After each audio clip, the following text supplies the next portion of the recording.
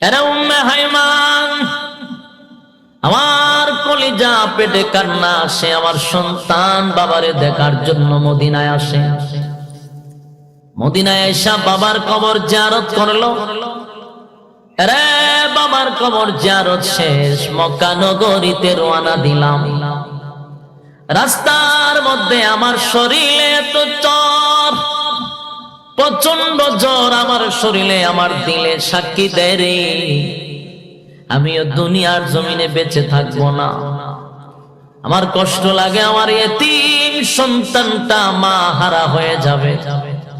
বাবা হারাইলো, বাবারে দেখতে গিয়া মাও হারাইবে। উম্মে হাইমান, আমার সন্তানটা এতিম হয়ে যাবে।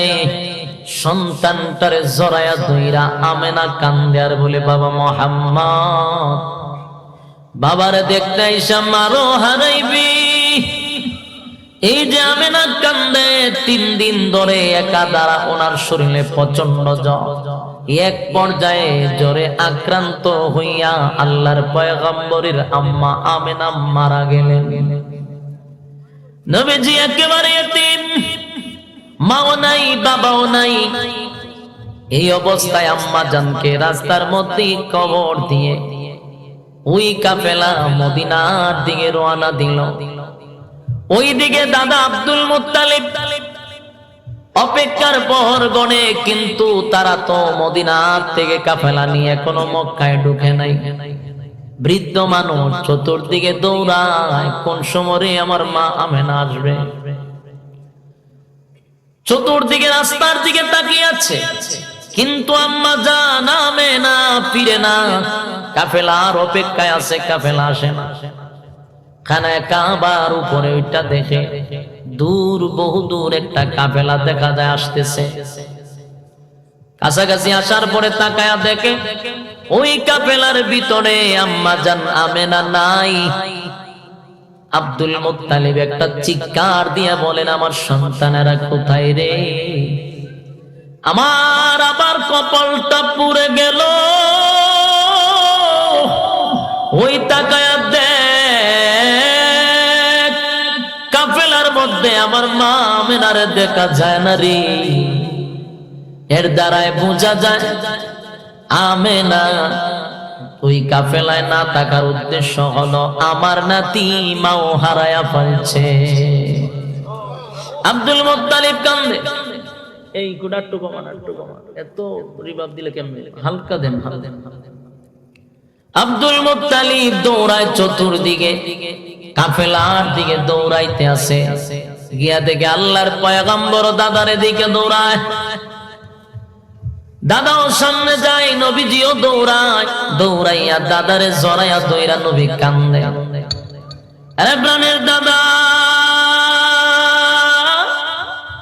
আব্বারে দেখতে গিয়া মাও হারাইলাম। আল্লাহর পয়গম্বর দাদারে জড়াইয়া দইরা কান্দে, দাদা গো, 3 দিন ধরে আম্মার জ্বরে আক্রান্ত হইয়া সেখানে আম্মা মারা যায়। আম্মারে দাফন কাফন করে আমরা এই রাস্তায় আবার রওনা হয়েছি। ভাইরা আমার, আল্লাহর পয়গম্বর শিশু থেকে এতিম হয়ে গেলেন, দাদার কাছে লালিত পালিত। দাদাও কিছুদিন পরে মরণাপন্ন। এই অবস্থায় যখন দাদাও মরণাপন্ন, দাদা সিদ্ধান্ত নিল আমার নাতিটারে কার কাছে দেওয়া যায়। শেষ পর্যন্ত আবু তালেবের কাছে নাতিকে দিয়ে গেলেন। আবু তালেব রাসূলকে পাইয়া বড় খুশি, বড় খুশি। রাসূলকে পাইয়া বড় খুশি। যেদিন আবু তালেব মরণাপন্ন, আবু তালেব যেদিন মারা যাবে, রাসূলের বয়স তখন 40-এর উপরে। এই বড় হইছে আবু তালেবের কাছে। আবু তালেব নিজে গার্জিয়ান হইয়া আমার নবীর লালন পালন করছে, সন্তানের মতো লালন পালন করছে। নিজে না খাইয়া আল্লাহর পয়গম্বরের মুখে খানা তুলে দিছে। নিজের সন্তান গুলাকে এত মহব্বত করে নাই গো, আল্লাহর পয়গম্বর এত মহব্বত আবু তালেব করছে। যেদিন আবু তালেব মারা যাবে, যেদিন আবু তালেব মারা যাবে, নবী আবেগ লইয়া দরদ লইয়া আবু তালেবের কাছে গিয়া দাঁড়াইছে। দাঁড়ায় ডাক দিয়া বলে, চাচা আমার বাবা নাই, মা নাই, আত্মীয় স্বজন যারা ছিল সবাই আমার বিরুদ্ধে, কেউ আমার পক্ষে না, সবাই আমার অপপ্রচার করে। এই একমাত্র চাচা আপনি আমার পক্ষে ছিলেন, আমার জন্য আপনি জীবন দিতে প্রস্তুত ছিলেন। আমার বিরুদ্ধে কেউ কথা বললে আপনি তরবারি নিয়ে দাঁড়াইছেন। সন্তানগুলিকে আগে খাবার দেন নাই, আমারে খাবার খাওয়াইছেন। আপনি আমার মহব্বতের চাচা, মহব্বতের চাচা, আপনি আমার মহব্বতের চাচা। চাচা গো, এই মুহূর্তে আপনি মারা যাইতে পারেন, আপনি মরণাপন্ন অসুস্থ। তাই আমি আপনার বাতিজা দিল মাকা দরদ লইয়া আপনার কাছে কালেমার দাওয়াতটা নিয়ে আসছি। সারাটা জীবন যা করছেন সবগুলা বাদ, এই মুহূর্তে যদি আপনি আমার কালিমার দাওয়াতটা গ্রহণ করেন, আমি রাসূল ওয়াদা দিলাম কিয়ামতের ময়দানে আপনি চাচাকে না লইয়া আমি নবী জান্নাতে যাব না। এ ভাই, এ আবু তালেবের নসিব কত ভালো ছিল গো। রাসূলের পক্ষ থেকে এত সুন্দর একটা প্রস্তাব দিল, আপনি চাচাকে না লইয়া জান্নাতে যাব না, শুধু কালেমার দাওয়াতটা আপনি গ্রহণ করেন। এত বড় নসিব ছিল। কিন্তু আবু তালেব আমার নবীকে ডাক দিয়া বলে, মুহাম্মদ রে, তোমার ব্যাপারে আমারে নতুন কইরা আবার কি ওয়াজটা করবা? আমার থেকে বেশি তো তুমি মুহাম্মদ রে কেউ চিনে না। এ ভাই, দিলের কান লাগায়া শুনেন, আবু তালেব আল্লাহর নবীকে বলেন, রে মুহাম্মদ, আমার চেয়ে বেশি তোমারে কেউ চিনে না, কারণ আমি তোমারে আজকে থেকে চিনি না। তোমারে চিনি যেদিন দুনিয়াতে তুমি পদার্পণ করেছো, সেদিন থেকে আমি তোমারে চিনি। আমি তোমারে লালন পালন করেছি, অলৌকিক অনেক দৃশ্য আমার চোখে পড়েছে, সেদিনের কথা বলবো না। তুমি যেদিন দুনিয়াতে সবে মাত্র পদার্পণ করেছিলা, আমি তো তোমারে সেদিন থেকেই চিনি। নতুন কইরা ওয়াজ করার তো দরকার নাই। আরে ভাতিজা, তোমার আম্মার জবান থেকে শুনেছি, আমার নিজের চোখকে দেখেছি, তখনই আমি বুঝতে পেরেছিলাম তুমি সাধারণ কোনো মানব না। আমি তাই তোমারে খুব মহব্বত করতাম, মহব্বত করি। এ ভাই, দিলের কান লাগায়া শুনেন, রাসূলের শান বলতেছি, রাসূলের শান। শান বলতে গিয়ে এতটুকু বেশ কম, আমি লাফাইতে পারি না, নাচতে পারি না। এখন আমার শানগুলা দিলের কান লাগায়া শুনেন। নাচানাচি আমি করতে পারতাম না, কিন্তু বুঝাইতে পারবো ইনশাআল্লাহ। আল্লাহর পয়গম্বরের শান মান বলতেছি। পয়গম্বর আবু তালেব বলেন, বাতিজা, তুমি যেদিন দুনিয়াতে পদার্পণ করেছো, তোমার আম্মার জবান থেকে অনেক বক্তব্য শুনেছি। এরা এখান থেকেই শেষ নয়, আমার চোখকেও দেখছি। কিন্তু তোমার দুনিয়াতে আসার সম্পূর্ণটা হলো অলৌকিক ভাবে, অলৌকিক ভাবে। এমন ভাবে জন্ম কেউ নেয় না, এটা অলৌকিক জন্ম। সুবহানাল্লাহ।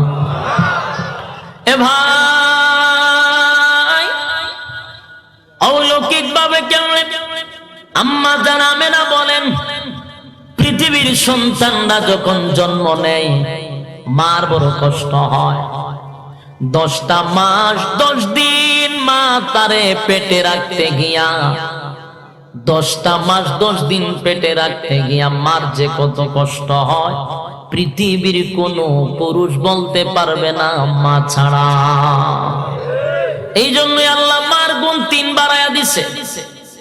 আরে ভাই, একটা জিন্দা মানুষ আরেকটা জিন্দা মানুষকে পেটে লইয়া 10টা মাস 10 দিন হাঁটা চলা করেছে, টাইম মতো উঠতে পারে না, বসতে পারে না, রুচি মতো খানা খাবার খাইতে পারে না।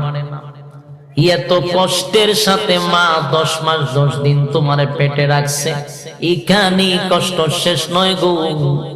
যখন সন্তান দুনিয়াতে জন্ম নেয় তখন একটা মানুষ যুদ্ধের ময়দানে যেইভাবে রক্তাক্ত হয়, একটা মা সন্তান জন্ম দিতে গিয়ে ঠিক ওইভাবে রক্তাক্ত হয়। আরে ভাই, আমিনা বলেন পৃথিবীর মানুষেরা রে,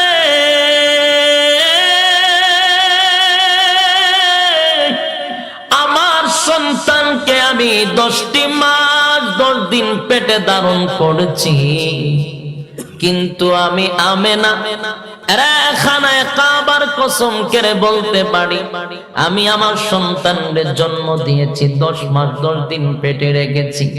খানায় কাবার কসম করে বলতে পারি একটা দিনের একটা সেকেন্ডের জন্য আমি আমেনার কোনো কষ্ট হয় না। আরো জোরে বল আল্লাহু আকবার। এবার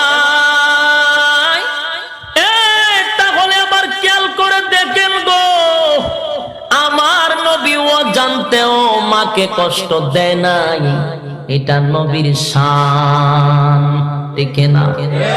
এটা মাত্র নবীর শান, আর কারো দ্বারা সম্ভব? সবাই মারে কষ্ট দেয় কিন্তু আমার নবী মারে কষ্ট দেয় না, এটা আমার নবীর শান। আম্মা জান আমেনা বলেন, আরে পৃথিবীর মানুষেরা শুধু তাই নয়, আমার সন্তান অলৌকিক ভাবে আসছে। আমার সন্তান যখন দুনিয়াতে পদার্পণ করে গো, প্রত্যেকটা মানুষ দুনিয়াতে আসার সময় স্বাভাবিক ভাবে আসে না, রক্ত লাগানো ময়লা লাগানো থাকে, ঠিক নেই? নাভির সঙ্গে একটা নার লাগানো থাকে।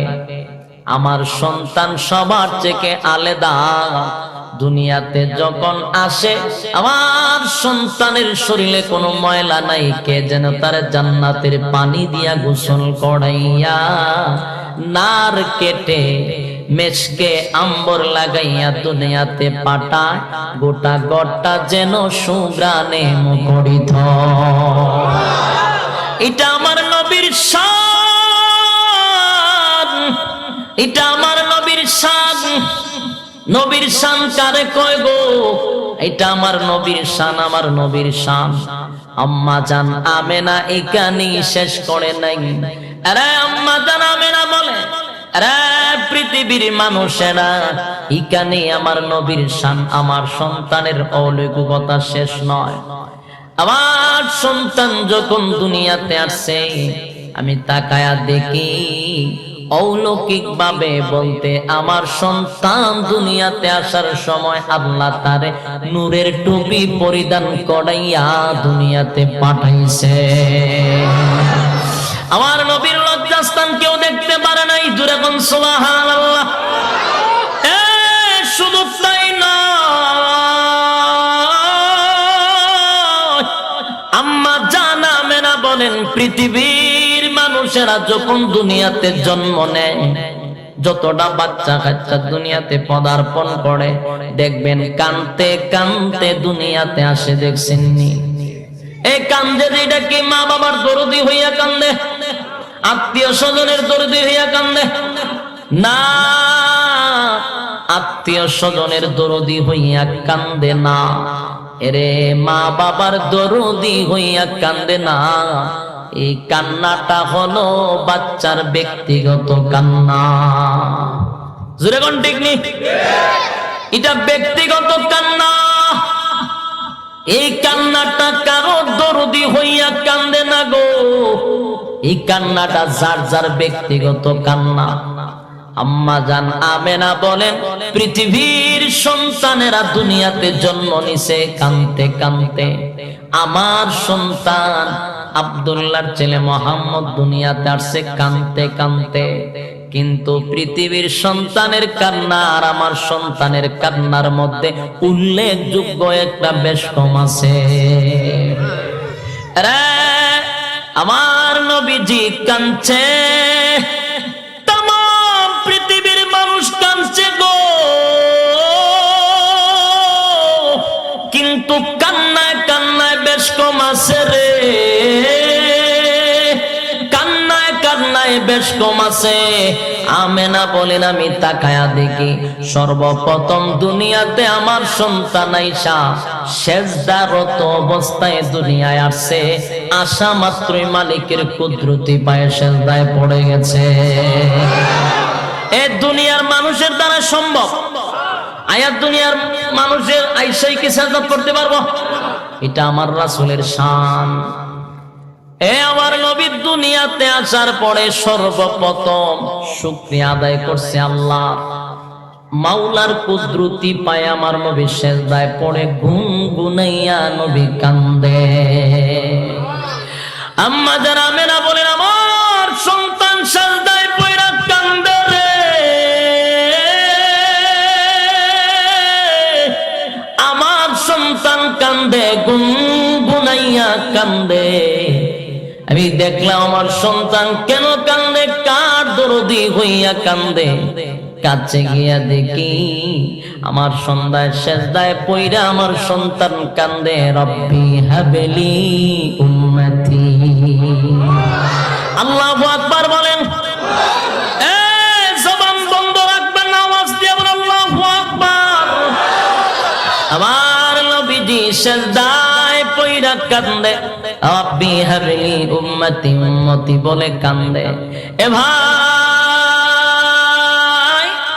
এ আশিকে রাসূল, দিলের কান লাগায়া শুন। আমার নবীজি দুনিয়াতে পদার্পণ করছে কানতে কানতে, আনন্দ মিছিল কইরা নবী দুনিয়াতে আসে নাই, কানতে কানতে আসছে।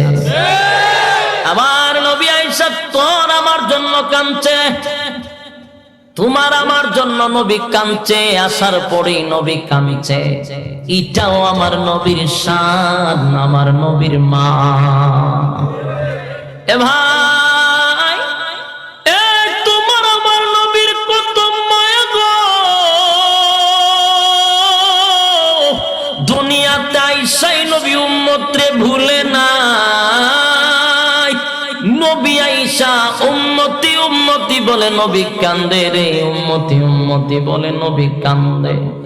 আল্লাহর হাবিবের কান্না এখানে শেষ নয় রে, এখানে কান্না শেষ নয়।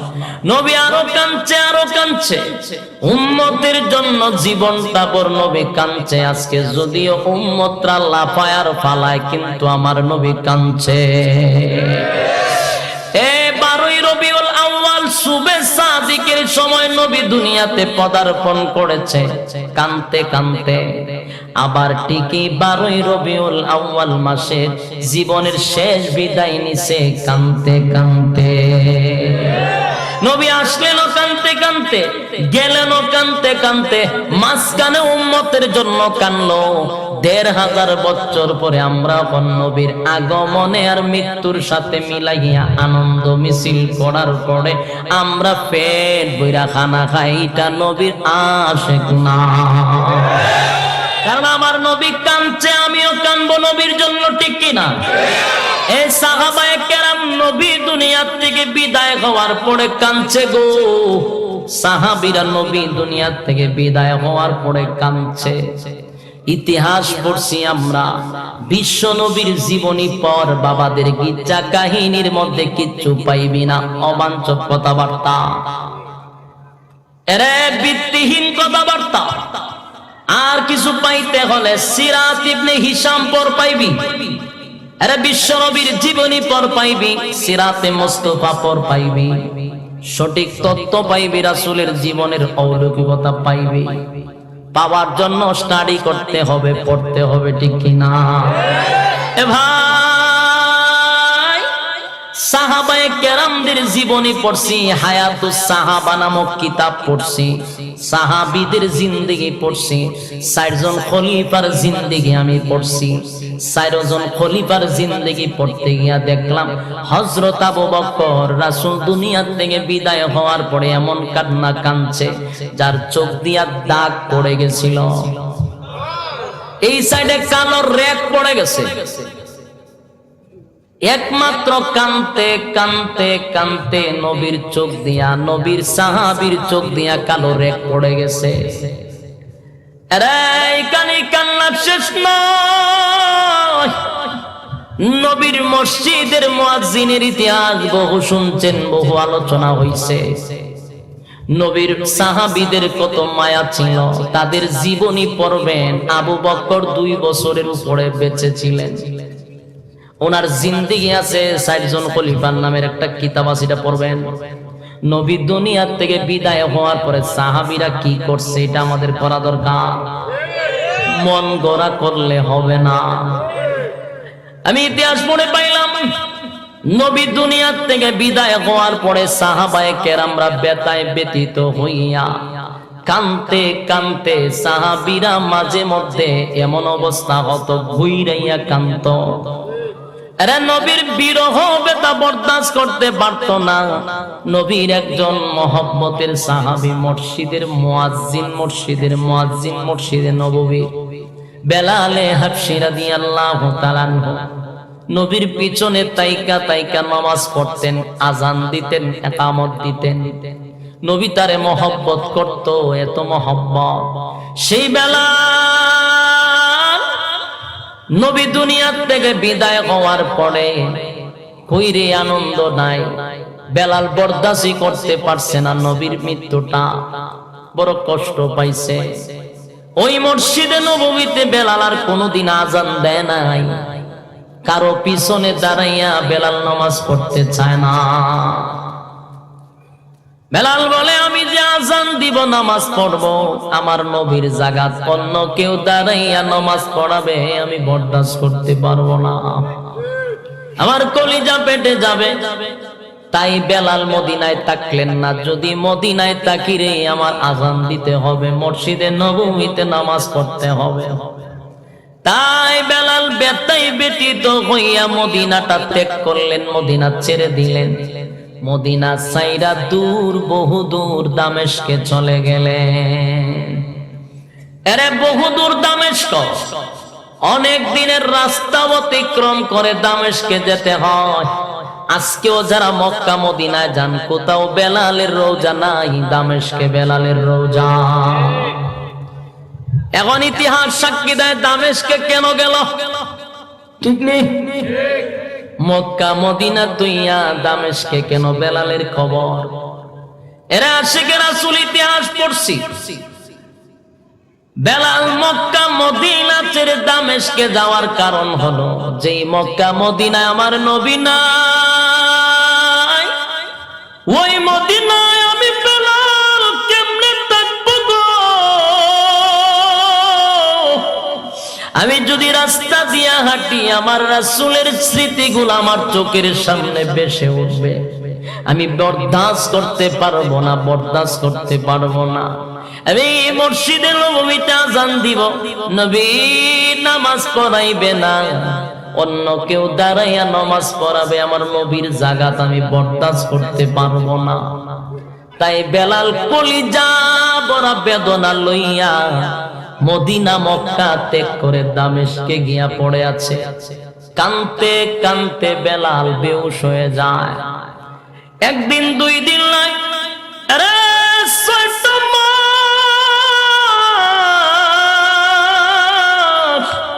বেলালের খবর নাই রে। সাহাবীরা বেলালকে তালাশ করে, বেলাল কোথায়? 6টা মাস ধরে মদিনায়, হাইরে বেলালের কোনো খবর নাই। বেলাল কই, বেলাল কই? কোথাও বেলালকে পাওয়া যায় না গো। এরে বেলালকে তালাশ করে কোথাও পাওয়া যায় না। 6টা মাস হয়ে গেল, বেলালের খবর নাই। এরে 6 মাস পরে বেলাল দামেস্কে ঘুমায় আছে। স্বপ্নের মধ্যে আল্লাহর নবী বেলালদের দেখা দিল।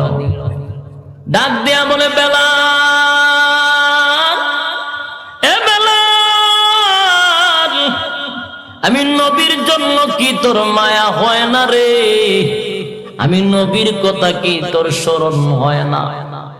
গেলি তো 6টা মাস হয়ে গেল, একদিনও তো আমি নবীরে মদিনার রওজার সামনে দাঁড়ায় সালাম দিলি না। আরে বেলাল, কত মানুষের সালাম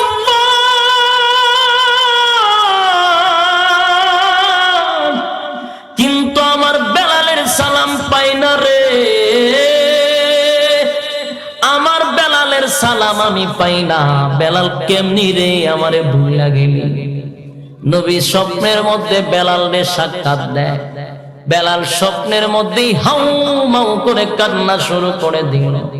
বেলাল কাঁদতে কাঁদতে অস্থির, ঘুম থেকে জাগ্রত হইয়া গইরাইয়া গইরাইয়া কান্দে, নবী গো, আমি বেলাল আপনারে বলি নাই গো নবী, আমি বেলাল আপনারে বলি না যে কেন বেলাল রে মারতে মারতে বেঈমানের বাচ্চাগুলি লাল করে ফেলতো, তারপর বেলাল আপনি এবং আল্লাহরে ভুলে নাই। আর আমি দামেশকে আইসা আপনি নবীরে ভুইলা গেছে। না গো নবী, না, আমি আপনারে ভুলি নাই, কিন্তু আমি কান্দি গো নবী। আমি বড় ব্যথা লইয়া মদিনা ছাড়ছি, যেই নবী মদিনায় নাই, আমি কেমনে গো মদিনায় গিয়া নামাজ পড়ি, আজান দেই? আমার কষ্ট লাগে গো নবী। আমি অভিমান করছি, আপনারে বলি নাই, অভিমান কইরা দামেশকে আসছি। এ ভাই, বেলালের কত ভালোবাসা,